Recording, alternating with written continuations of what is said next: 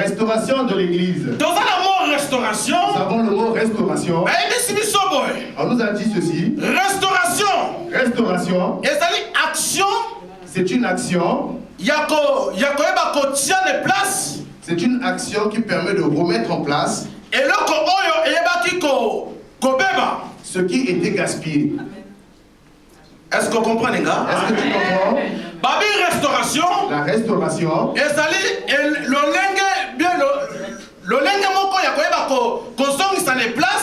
C'est une façon de remettre en place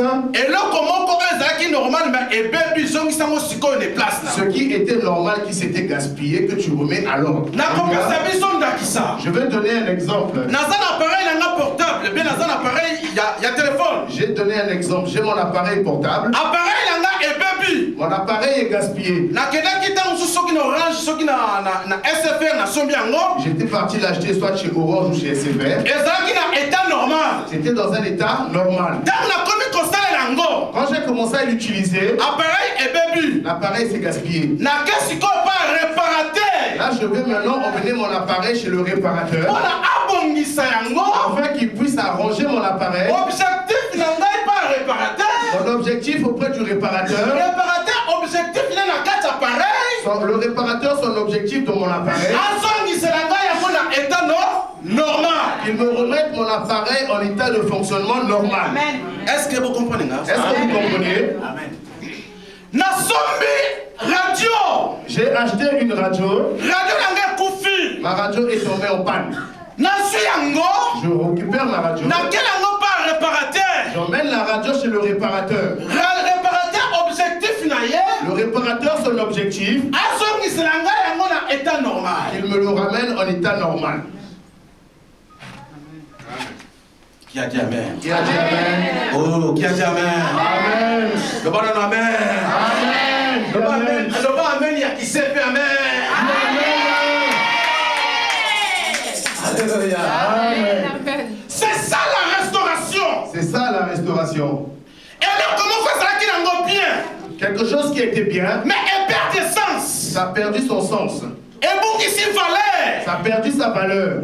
Mais comme il faut ramener chez le réparateur afin qu'on puisse se remettre en état de fonctionnement. Parce que si tu vas vendre un appareil qui est foutu et un appareil qui est normal à quelqu'un, tu vas vendre ça à des différents prix. Amen. Non, non, le amen. Qui a dit amen? J'avance un peu plus vite, je passe au mot église. Église, tout presque tous nous connaissons à peu près le mot église. L'église, c'est la communauté des saints. Tous ceux qui ont accepté Jésus-Christ comme leur Seigneur et leur Sauveur, c'est tous ceux-là qui forment le mot église. Amen. Dans l'église, nous avons l'église universelle. Et nous avons aussi l'église primitive. Et nous avons aussi l'église locale. Je vais essayer d'expliquer un peu rapidement. L'église primitive, c'est ce qu'on appelle l'église du commencement, du début. Où Jésus-Christ se retrouvait avec ses disciples. Où les apôtres avaient commencé à annoncer l'évangile. Un jour dans le livre des Actes des Apôtres, la Bible dit qu'ils étaient dans la ville de Antioche.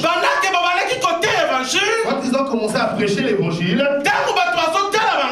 quand les gens les voyaient, la façon dont ils se tenaient, la façon dont ils parlaient, les gens ont dit non. Ceux-là, ils étaient avec le Seigneur. Jésus. Jésus de Nazareth. Alléluia. C'est à ce niveau-là que le mot chrétien était sorti. Parce qu'on a dit que simplement ceux-là, ce sont des imitateurs de Christ, c'est des chrétiens. Amen. Alléluia. Amen. Oh, église universelle. Or, l'église universelle, c'est l'église de tous les saints. Même celui qui prie au Cameroun. Même celui qui est au Togo. Même celui qui est en France. Même celui qui est au Burkina Faso. À Korogo. Lorsqu'il accepte Jésus-Christ comme son Seigneur et son Sauveur, et que nous formons le corps du Christ, c'est ce qu'on appelle l'église universelle. Amen.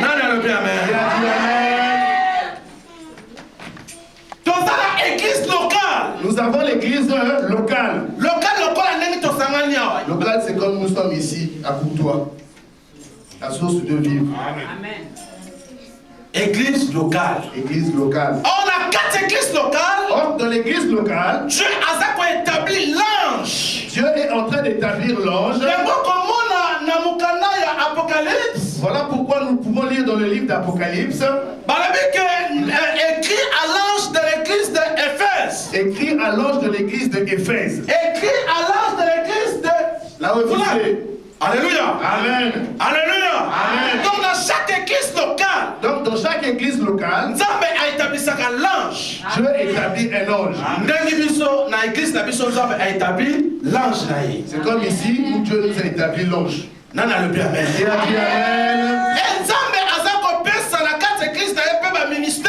Et Dieu est en train de donner dans son église des ministères. Il va parler dans les profondeurs. Et nous connaissons les ministères que Dieu établit dans les églises. Tous les ministères. Il n'y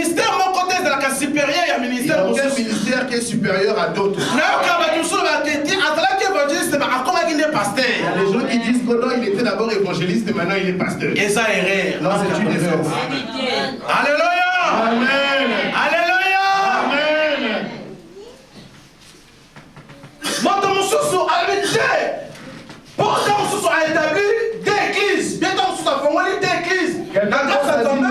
Il a établi 2 églises à la place de Dieu. Par la grâce de Dieu, il se fait appeler apôtre.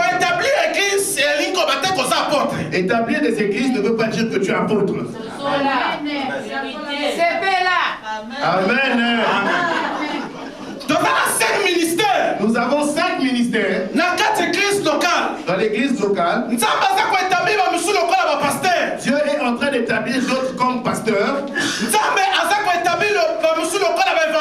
Dieu établit d'autres comme évangélistes. Dieu établit d'autres comme des prophètes. Dieu établit d'autres comme des docteurs. Tout cela forme corps du Christ. Le corps du Christ. Tout cela ils ont un seul but. Mais dans les 5 ministères, il n'y a aucun ministère qui est supérieur à l'autre. Amen.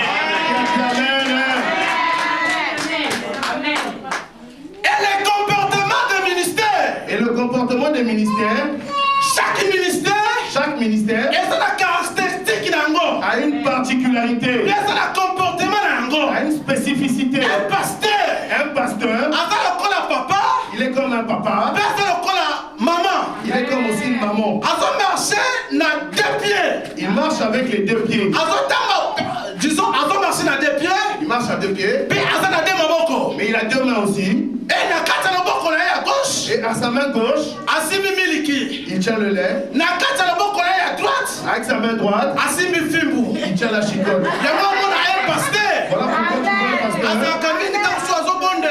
Il est souvent quand il te donne l'or. Après il te chicotte.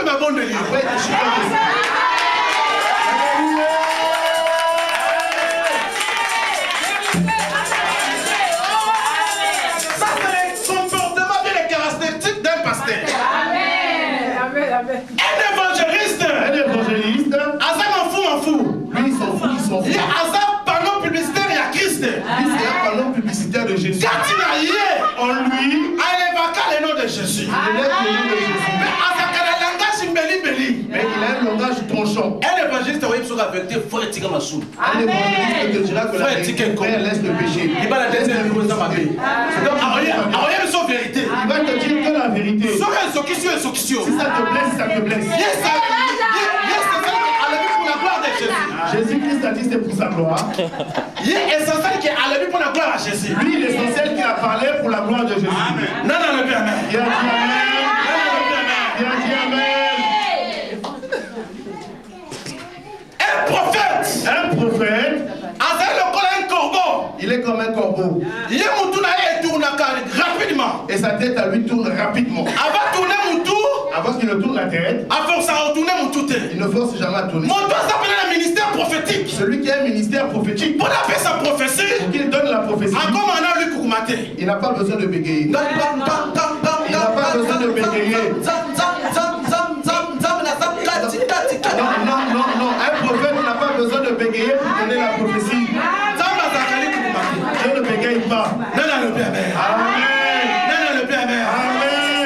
On doit avoir un ministère prophétique. Celui qui a un ministère prophétique, quand il te regarde, et sa prophétie, il faut tourner dans 3 temps. Il faudrait qu'elle tourne en 3 temps. Passé, présent, et futur. le futur. Quand il te regarde, il n'a pas besoin qu'on puisse fermer les yeux pour prier. Il va te dire une fois cache. On va te dire ton passé. Il va continuer avec ton présent. Après il va continuer avec ton futur. Je vais te donner un exemple. Un prophète, lorsqu'il prophétise pour quelqu'un, il va te dire, mon papa, ne te tourmente pas. Vois la circonstance que tu es en train de traverser. Dieu ne t'a pas abandonné. Dieu est avec toi. Ne crains rien. Quels que soient les combats que tu traverses, ne crains rien. Je te dis maintenant, Dieu me dit de te dire, il est avec toi. Mais il va faire des grandes choses avec toi. Est-ce qu'on comprend qu'il a tourné dans 3 temps? Est-ce que tu as compris qu'il a tourné avec les 3 temps? Il a commencé par le passé, il a continué avec le présent et il a fini avec le futur. Amen. Mon Dieu, c'est un ministère prophétique. Celui qui a un ministère prophétique, et ça différent dont il y a prophétie. C'est différent avec le don de la prophétie. Maintenant, il y a parole de connaissance. Et le don de la parole de connaissance. Beaucoup de gens aujourd'hui, il y a beaucoup de gens aujourd'hui qui s'appellent prophètes mais qui s'embrouillent. Il y a prophétie. Celui qui a le don de la prophétie. Et celui qui a le don de la parole de connaissance. Il a porté le costume de prophète. C'est différent entre le ministère prophétique. C'est différent avec le ministère prophétique. Qui a dit amen? Qui a dit amen? Et dans un ministère, doctorat. Et nous avons le ministère aussi dans l'église locale. Dieu a établi d'autres comme étant des docteurs. Un docteur dans 4 églises locales. Un docteur dans une église locale. Il est là pour faire asseoir l'église. Avec les enseignements des apôtres. Faire asseoir la doctrine dans l'église. Parce que quand tu pries Dieu, il faudrait que tu puisses connaître quelle est ta doctrine. Le Père. Ça, il y a un docteur. Ça, c'est le travail et la vocation du docteur. Un apôtre. Blessé de guerre. Donc, un apôtre est comme quelqu'un qui est là pour montrer le chemin. Donc, c'est comme si vous allez au fort, cela on les met toujours devant au poste avancé. Non, le Père. Qui a dit amen. Voilà pourquoi vous voyez quand un apôtre vient quelque part, les yeux sont éparpillés, un peu partout dispersés. Tu vois, il est en train de regarder. Ah, ici, là, le terrain là est bien pour mettre une église. Hein? Ah, tu vois, la famille là-bas, elle est nombreuse. Là-bas aussi, on peut commencer. C'est comme si ça montait, l'adrénaline montait. Donc, il y a lui, il est là quand il commence un travail. Si le travail s'ouvre, on le prend, on établit un pasteur. Et lui, il est parti. Non, le Père. Qui a dit amen. C'est ça ma caractère et ma comportement à chaque ministère. Voilà les spécificités de chaque ministère dans l'église. Mais j'ai envie qu'on puisse lire un texte. Afin qu'on rentre vraiment dans notre prédication du jour.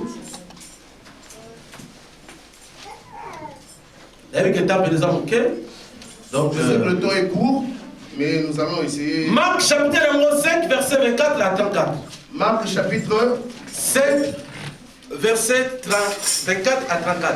De comment attendre appeler français à la loupe, à qui m'a même virgule. Est-ce qu'il y a quelqu'un qui lit le français à la loupe, celui qui n'a jamais même de signaler une virgule? Comme ça, il va faire la lecture. Marc chapitre 7, verset 24 à 34. Marc 5, 24 à 34. 5. Marc 5, 24 à 24 à 34. À 34. Il y a un texte.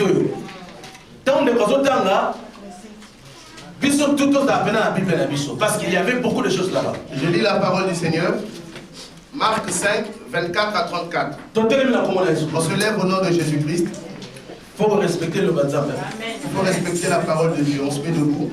Je lis la parole du Seigneur. Jésus s'en alla avec... Répétez. Je lis la parole du Seigneur. Amen. Je lis la parole du Seigneur. Amen. Marc 5, 24 à 34. Jésus s'en alla avec lui. Et une grande foule le suivait et pressait. Or, il avait une femme atteinte d'une perte de sang depuis 12 ans. Elle avait beaucoup souffert entendre les mains de plusieurs médecins.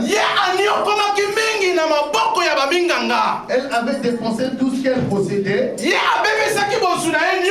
Et elle n'avait éprouvé aucun soulagement. Mais elle était allée plutôt en empirant. Elle s'était allée plutôt en empirant.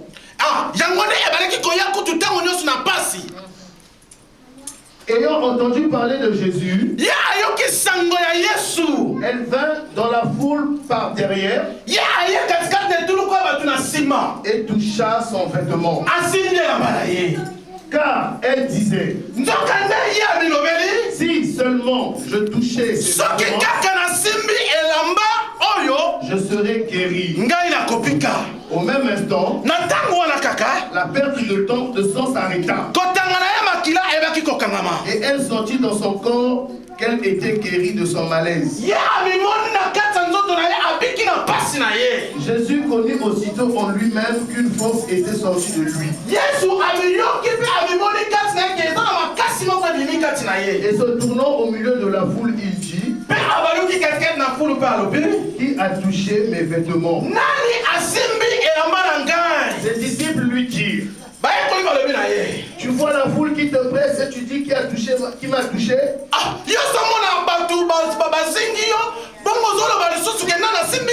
Et il regardait autour de lui pour voir celle qui avait fait cela. La femme effrayée et tremblante, sachant ce qui s'était passé, vient se jeter à ses pieds et lui dit toute la vérité. Mais Jésus lui dit, ma fille, ta foi t'a sauvée. Va en paix et sois guéri de ton mal. Amen.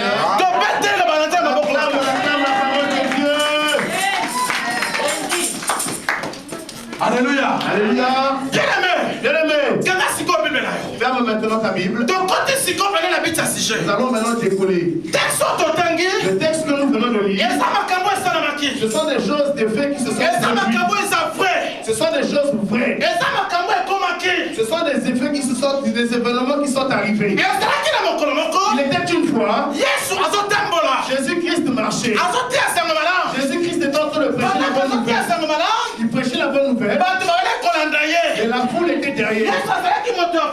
Jésus-Christ était quelqu'un de la foule. Il était quelqu'un entre des gens. Jésus-Christ avait une foule avec lui. Jésus, partout il était, les gens le suivaient toujours. Et ce jour-là, il était question, lorsqu'il marchait, les gens le suivaient. La Bible nous dit ceci.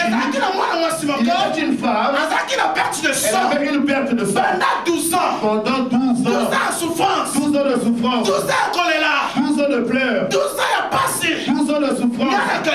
Moi je pense, cette femme-là, avec sa perte de sang, qui pouvait la regarder? Qui pouvait la calculer?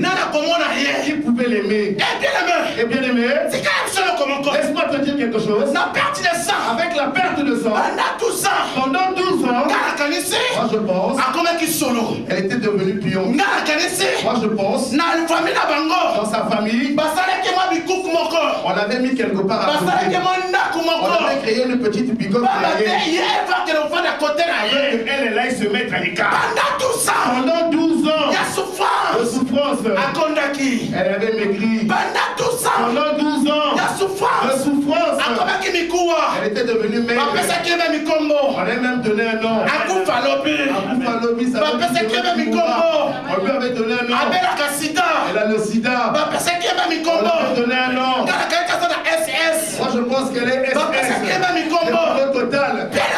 Bien aimé. Est-ce que tu entends? Est-ce que tu m'écoutes? 12 ans de souffrance. 12 ans de pleurs. Le sang coulé. Oh mais je connais quelqu'un. Et je connais quelqu'un.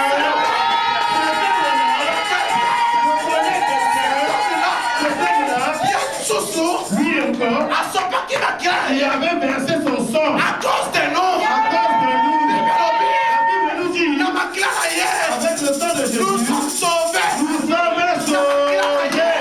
Avec son sang, nous nous avons jeté. Laisse-moi te dire quelque chose. Le sang de Jésus, ça crie plus que le sang d'Abel. J'ai entendu quelqu'un dire Amen. Si on était quelque part d'autre, les gens allaient dire Amen. Maman a 12 ans de souffrance. Avant 12 ans de souffrance, elle est en train de pleurer. Famille rejetée. La famille l'a rejetée. Laisse-moi te dire quelque chose, bien aimé. Chaque chiffre dans la Bible, tous les chiffres qu'on utilise dans la Bible c'est important. Sont importants. Écoute-moi cette histoire. Cette femme-là, pour qu'elle puisse guérir, moi je pense, il fallait qu'elle fasse 12 ans. Qui a dit Amen? Bien aimé, tous les chiffres dans la Bible sont symboliques. 12 ans pour cette femme.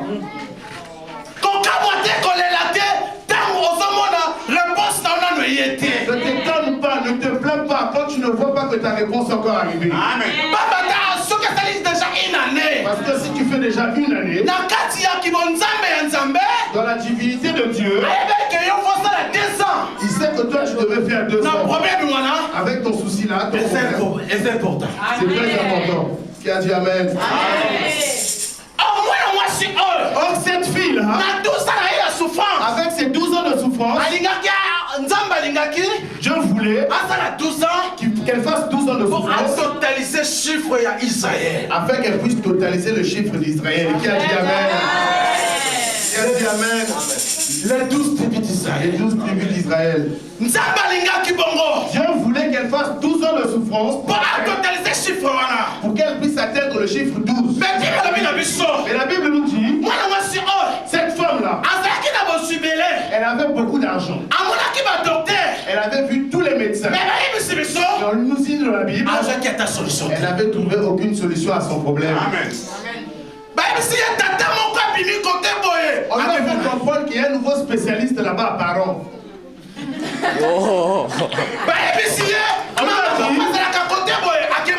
De l'autre côté, le courtois là-bas. Il y a une gynécologue là-bas. Elle est partie. Bien-aimé, Dieu te voit. Tu pleures dans ta vie. Tu as même perdu l'espoir. Tu es désespéré. Et j'ai envie de te dire ce matin.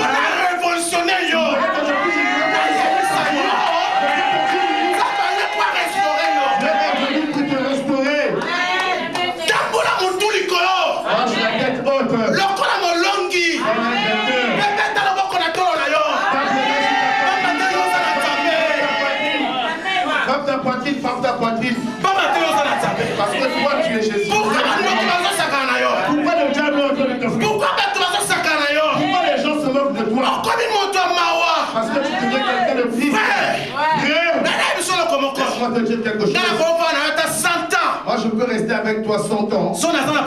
Si j'ai un problème, pour que tu puisses savoir, il faudrait que moi-même je te le dise. Amen. Tu vas me voir tous les jours, je serai propre, bien rasé, bien parfumé. Amen. Mais dans le fond, j'ai des gros soucis.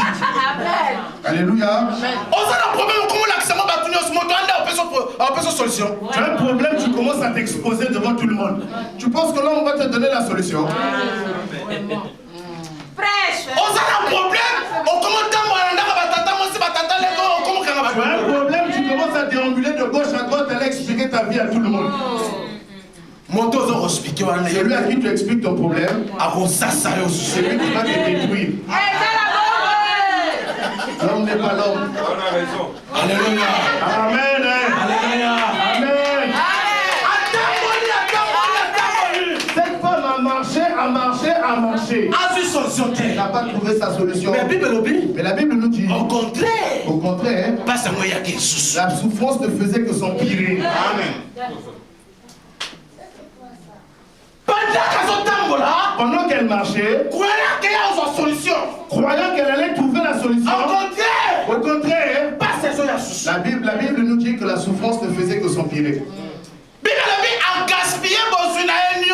La Bible dit qu'elle a dépensé toute sa fortune. C'est comme toi aujourd'hui aussi, tu es en train de gaspiller, tu dors. Tu fais des efforts. Tu fais des efforts, mais tu n'arrives pas. Tu ne trouves pas de solution. Tu fais des efforts. Tu es même prêt à sacrifier ton mariage pour aider la famille qui se trouve en Afrique. Amen. Mais tu n'arrives pas. Alléluia. Laisse que je devienne femme isolée pour avoir des allocations. Mais tu n'arrives pas. Ta vie n'a pas changé. Laisse-moi te dire quelque chose en ce matin. En ce matin, le Seigneur est capable de te restaurer. Tu as beaucoup perdu dans ta vie. Tu as même perdu la joie de ton mariage. Tu as même perdu la joie de vivre. Tu es devenu, quand tu t'assois, tu es triste au fond de ton cœur. Tu es devenu quelqu'un attristé à longueur de journée. Mais laisse-moi te dire que le Seigneur ta restauration divine. Dieu allait pas restaurer quelqu'un. Le Seigneur est venu pour restaurer quelqu'un en ce matin. Je ne suis pas venu pour les gens, mais je suis venu pour toi. Qui a dit Amen? C'est pour toi qui m'écoutes en ce matin. Parce que Dieu a vu et a compris que tu as dû. Le Seigneur veut te délivrer en ce matin. La Bible nous dit, vous connaîtrez la vérité. Vous connaîtrez la vérité. Et la vérité vous affranchira. Amen. Et la vérité, c'est notre Seigneur Jésus. Alléluia. Et la vérité, c'est la parole. Alléluia. Et la vérité, amen, c'est notre Dieu.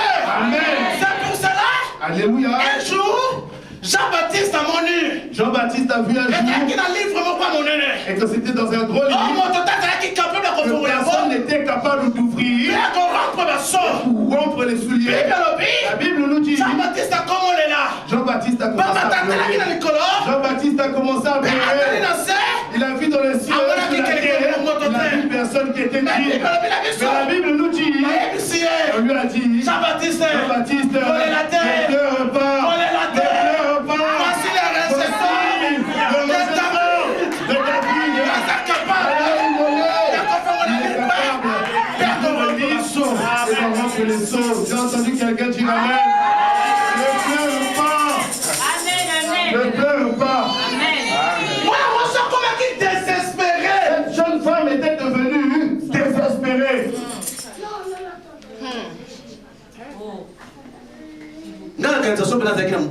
Moi je pense que si elle était mariée, son mari l'avait fui 12 ans. Tu vis avec une femme pendant 12 ans, il n'y a que la souffrance.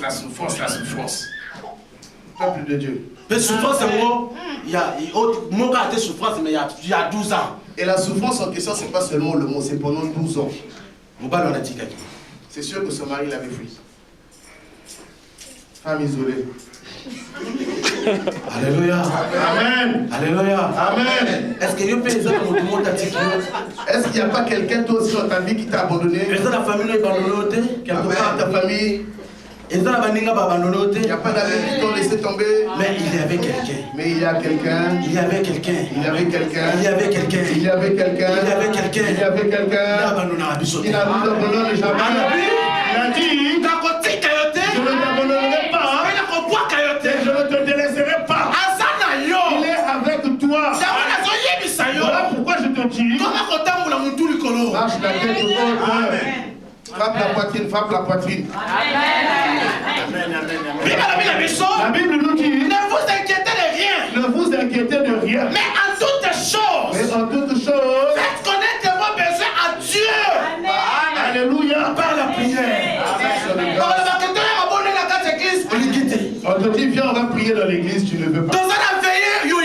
On a une veillée de prière, tu ne veux pas. Mais tu veux que ta vie change simultanément.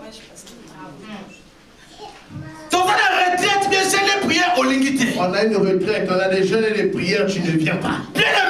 Bien-aimé, tous ceux qui ont vaincu dans ce monde, tous ceux dont les noms sont inscrits, je te dis, si dans le monde spirituel tu n'as pas encore vaincu, dans le monde physique aussi tu ne vaincras jamais. Il faut être quelqu'un qui aime la prière. Église qui s'assoit sur la prière. La vie d'un enfant de Dieu qui se tient dans la prière. Il n'a pas de place à Satan dans sa vie. Les sorciers ne pourront pas facilement t'atteindre. Bien-aimé, aime la prière. Cherche la vie de sacrifice. La Bible nous dit ceci. Ne vous conformez point au siècle présent. Mais c'est transformé. Alléluia. Par le renouvellement de l'intelligence. Amen. Intelligence n'est pas la transformer. Que ton intelligence soit transformée. Laisse de voir les choses avec la vision humaine. C'est de voir les choses avec les yeux spirituels. Vois les choses comme Dieu les voit. Vois les choses comme ton Père Céleste les voit. Ne vois plus les choses comme tout le monde les voit. Amen. Qui a dit Amen. Nous devons changer notre vision. Amen.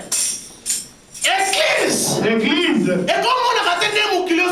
ne voit plus les choses comme le monde les voit. Parce que la Bible nous dit, nous vivons dans le monde, mais nous ne sommes pas de ce monde. Amen. Si on dit que là-bas ça ne marche pas, mais toi marche avec la vision de pourquoi ça va marcher. Qui a dit Amen. C'est ça. C'est ça.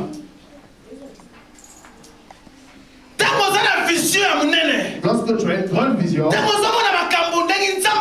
lorsque tu vois les choses en grand comme Dieu les voit, tu ne vas plus promener des regards inquiets. Tu ne vas plus t'inquiéter de rien. Cette femme-là, la Bible nous dit ceci. Pendant qu'elle a tout perdu, elle a entendu parler de Jésus. J'aime ces phrases. Alléluia. J'aime cette phrase. La Bible dit qu'elle a entendu la nouvelle que Jésus-Christ de Nazareth. Elle avait entendu parler de Jésus. Est-ce que toi tu n'as jamais entendu parler de Jésus? Pour la situation dans laquelle tu te trouves. Est-ce que tu n'as jamais entendu parler de Jésus? Est-ce que tu ne penses pas que Jésus-Christ est capable de te donner la solution à ton problème? Cette jeune femme-là avait écouté. La Bible nous dit, lorsqu'elle avait entendu, elle s'est déterminée en elle. Elle a dit juste toucher le vêtement de cet homme. Bien-aimé. Dans le monde, si tu as toujours peur de commencer quelque chose, tu t'arrêtes. Et là, je ne gagne jamais. Amen. Je dis un truc toujours à l'âge. Celui qui a peur de commencer déjà fini. Celui qui a peur de commencer déjà fini. Dans ta vie, il faut toujours aimer qu'on commence pour toi comme ça.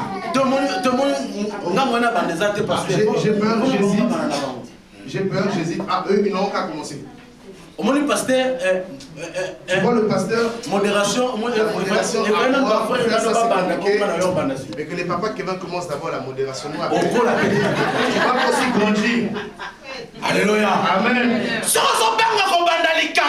Si tu as peur de commencer quelque chose dans la vie, oh, progresser. Tu ne vas jamais avancer. Tu cherches du boulot, tu dors ton sommeil. Je ne peux pas aller faire les agences d'intérim parce qu'il fait trop froid. Ça c'est fait. Ça va se faire d'ailleurs. T'envoies la chance, Alléluia. Le matin, lève-toi. Ici, la chance, il n'y a pas du boulot. Toi, tu vas trouver. Qui a dit ça? Parce que seulement tu as eu peur de t'engager. La Bible nous dit, elle était déterminée. elle est partie toucher le vêtement de Jésus. Dès qu'elle a touché le vêtement de Jésus, la Bible nous dit, Jésus-Christ a senti une décharge sur lui. Il a demandé à ses disciples, quelqu'un m'a touché.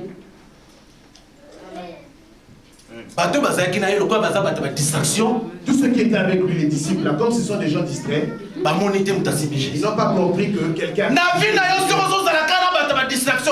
Dans sa vie, si tu traînes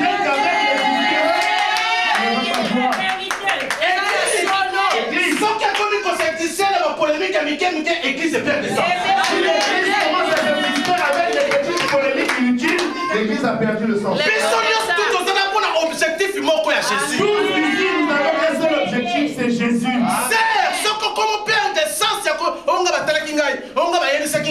Si tu commences à traîner sur des futilités, tout ça c'est des distractions.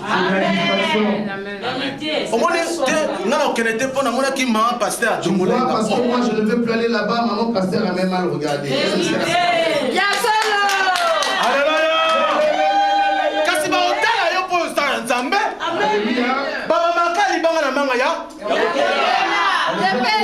Un arbre qui porte des fruits.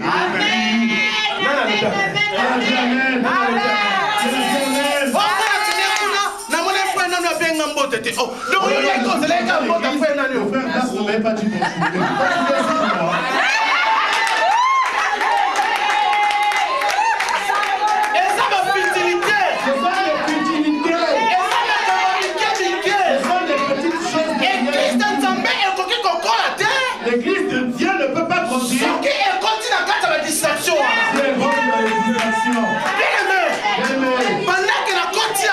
Dès que je suis rentré ici, j'ai vu que l'église a une grande vision. Je vois que cette église sera pleine. Je vois que la salle est petite pour cette église. Mais la chose qui étouffe l'église, c'est toi. Amen. Alléluia. Les disciples étaient avec le Seigneur. Mais Ils n'ont rien vu, ils n'ont rien touché Jésus. Qui a touché le Seigneur? Ils ont commencé à se chamailler. Ils ont commencé à se chamailler avec le Seigneur. Jésus leur dit que j'ai senti qu'il y a quelqu'un qui m'a touché. Écoutez la réponse des impolis. Écoutez la réponse. Amen. Ils sont même jusqu'aujourd'hui dans les églises locales. Il y a des impolis. Ayemi qu'on respecte le pasteur. Il ne sait pas respecter son pasteur. Après ça, pasteur monte le poids de sa camarade. Il dit bonjour à son pasteur, c'est comme s'il disait bonjour à son pote. Basta. Check.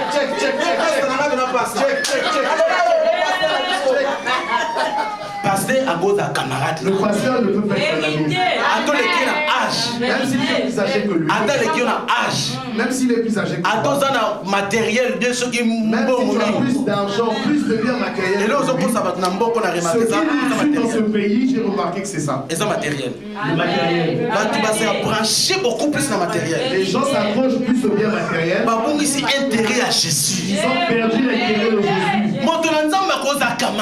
L'homme de Dieu ne peut pas être ton ami. Faut faire beaucoup d'attention. Faut faire très attention. Beaucoup de gens ont gaspillé leur vie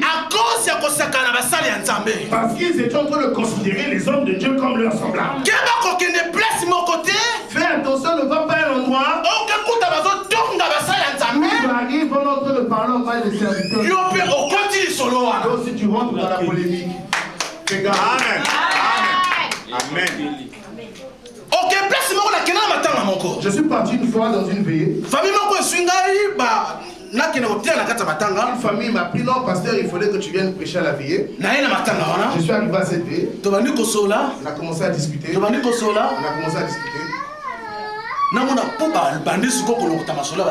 J'ai vu, ils ont commencé maintenant à rentrer dans les discussions des serviteurs de Dieu. Tu connais pas le pasteur Peleka. Alléluia. Amen. Ce que je dis, c'est sérieux. Ils ont commencé à parler sur les serviteurs. Comme ça. J'ai regardé comme ça. Avec ma personnalité, ma personne. Si tu vois que je suis un peu timide, si je ne te connais pas, ça serait quand même difficile d'engager la conversation. J'observe beaucoup. Ils ont attendu que moi je puisse participer à leur conversation, mais moi je observé. Au fond, pour moi, ma pensée était vraie. Maintenant, quand ils ont constaté que je ne parlais pas, ils m'ont directement posé la question. Pasteur, nous sommes maintenant ton avis par rapport à ce qu'on vient de dire. Piège. Alléluia. Amen. Alléluia. Amen. Or pour moi, dans ces histoires-là, tu ne peux pas m'emmener avec toi. Vraiment. Alléluia. Amen. Politique, il y a des politiciens. J'ai fait la politique des politiciens. Oui, bien politicien. Est-ce que tu sais qu'un politicien peut te tuer mais il rigole? Eux ils me posent des questions et moi je ne fais que rigoler. C'est maintenant je ne faisais qu'étouffer leurs questions. Mais réponds au moins. Ils ne faisaient que rigoler. Ils ont conclu. J'ai trouvé aussi des chrétiens qui sont en train de parler de leur pasteur. Frère, tu veux que ta vie change. Fais beaucoup d'attention, il y a ma paix à la salle. Fais attention à ne pas parler du mal des serviteurs de Dieu. Ils ont commencé à parlementer avec Jésus. La foule là, et puis tu es en train de dire que quelqu'un t'a touché. Toi aussi Seigneur, tu as vu. Tu as vu toute la foule là. Si tu vois bien, ceux qui ont fait lecture, ceux qui ont fait langage, le langage, les étymologies. Donc, c'est un langage un peu brut. C'est un langage un peu brut. Tu vois pas que la foule et tu oses dire qu'on t'a touché. Et pourtant la Bible a bien dit que la foule pressait Jésus. Alléluia. Amen. Alléluia. Amen. Mais Jésus, comme il est Dieu, il savait où qu'il aille. La Bible nous dit même le nombre de cheveux sur ta tête. Jésus-Christ le connaît. Le nombre de tes problèmes, Jésus-Christ le connaît. Et moi, pendant que Jésus a cette femme-là, dès que Jésus-Christ avait dit cette femme-là a eu peur quand elle a entendu Jésus-Christ. Elle a commencé à trembler. Elle est venue se jeter aux pieds de Jésus. Et elle a dit toute la vérité au Seigneur. Alléluia. Amen. C'est très important. C'est très important. Vous connaîtrez la vérité. Vous connaîtrez la vérité. il existe des gens, même s'il n'a pas envie de mentir, il va souvent chercher quelque chose d'inventé pour mentir. En Bible, les pères des mensonges, c'est les diables. Même si cette histoire-là, il ne faut pas mentir.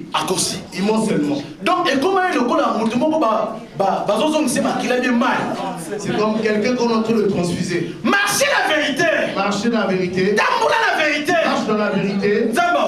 Dieu va te bénir. La vérité. Conduis ta vie selon la vérité. Si tu as la gauche à droite. Cesse de regarder de gauche et à droite. Si tu as ne marche plus selon ta destinée à toi. Si tu ne marches pas dans la vérité, reviens sur le droit chemin. C'est pas pour rien que la Bible dit Jésus-Christ est le chemin. Jésus-Christ est le chemin. Et la vie. La vérité. Et la vérité. Et la vie. L'enfant de Dieu. Il faut connecter ta vie à Jésus. La Bible nous dit ceci. Jésus-Christ a dit à cette femme, ma fille, ta foi t'a sauvé. Est-ce que quelqu'un aujourd'hui Quelqu'un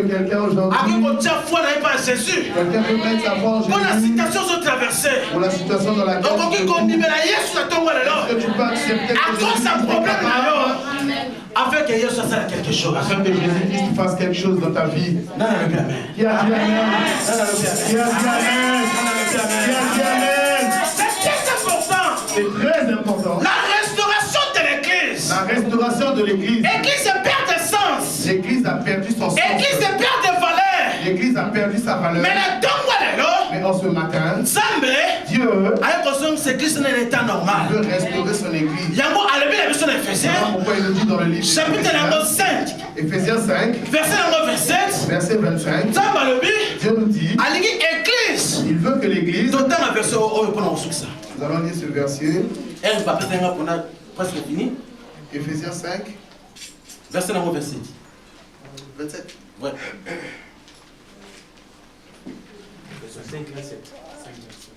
5, 27. Éphésiens 5, verset 27. Afin de faire paraître devant lui cette église. Attends, je lis au nom. Je lis au nom de Jésus. Amen. Afin de faire paraître devant lui cette église glorieuse, sans tache, ni ride, ni rien de semblable, mais sainte et irrépréhensible. Amen. Amen. Donc pour ça, le besoin, l'envie de Dieu, et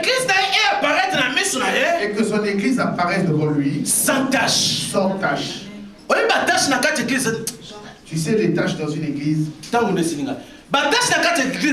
Les tâches dans une église, c'est quoi? Polémique inutile.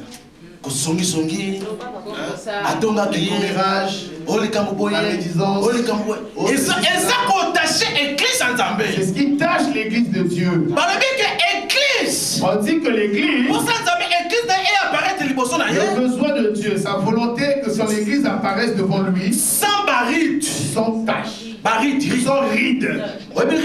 Tu sais c'est quoi les rides? Nous en Afrique. Nous en Afrique. C'était quelqu'un. Ici, tu vois, on parle. C'est quand tu as des fissures au des pieds là. Alléluia. Exact. Merci, Maman Nadège. Alléluia. Amen. On appelle ça aussi des rides. L'église de Dieu ne peut pas avoir de rides.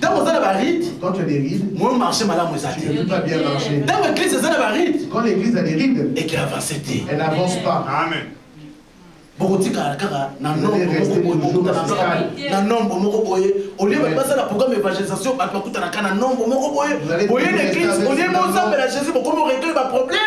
régler vos problèmes dans la maison de Dieu. L'église est qui avance. L'église ne va pas avancer sans rite. Pour que l'église de Dieu avance, il faut barrer des arrêtés. Il faudrait qu'il ne puisse pas avoir de ride. Remarque quand même. très propre. Quand tes pieds sont propres, lisses, tu as fait ta pédicure là. Maintenant, pour l'été. Tu vas refuser de porter les chaussures fermées. Tu vas porter tout le temps des sandales pour exposer tes pieds. Alléluia. Amen. Surtout beaucoup les femmes. Quand elles mettent aussi le vernis là. Alléluia. Amen. Alléluia. Amen. Pourquoi? Ce n'est pas pour rien. Il Il a vu que c'était ça. Oh, que les pieds de l'église, ça va pour annoncer la bonne nouvelle. Les gens qui sont dans ce pays, ils ont besoin de Jésus. Au lieu de se distraire, on a annoncé l'évangile afin que ces personnes-là puissent se convertir à Jésus. La Bible continue à dire. L'église est séparée de choses semblables. On a dit qu'il ne faudrait pas que l'église de Dieu paraisse avec des choses semblables. Donc, des histoires qui sont comme. Pourquoi ceux qui ont aux autres avant le comportement, pourquoi toi, quand tu es avec un païen qui a un mauvais comportement, toi aussi tu vas adopter le mauvais comportement? Au lieu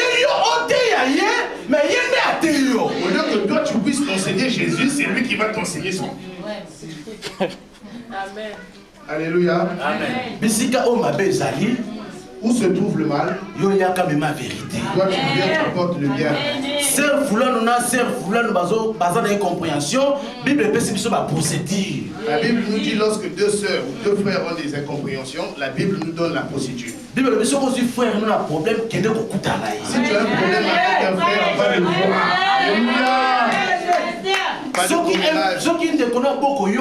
Si ton frère refuse de t'écouter, appelle un témoin.